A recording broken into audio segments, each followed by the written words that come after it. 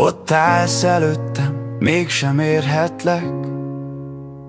A világ közénk húzott egy láthatatlan keretet. Szemen néz, a szívem ver, de nem léphetek közelebb, mert te vagy, akiért félni kell. A csend köztünk hangosabb, mint bármelyik szó. Minden perc veled túl gyors, de mégis túl hosszú. Szeretlek, de nem érinthetem a kezed. Ez a szerelem nem gyenge, csak túl erős a veszély, amit rejt. Két lépés közt a vágy, a tiltás, a remény.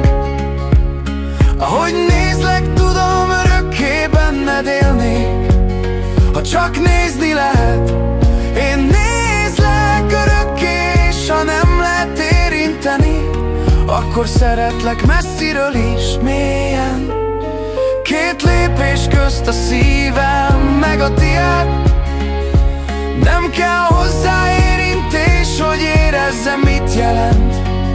Mert néha a legnagyobb szeretet nem közeledik, hanem marad ott, ahol nem bánthat.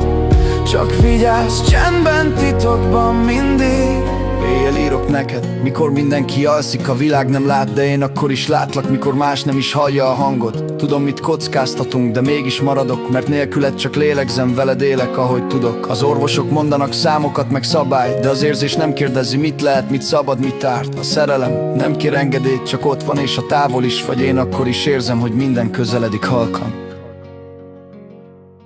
Két lépés közt a vágy, a tiltás, a remény.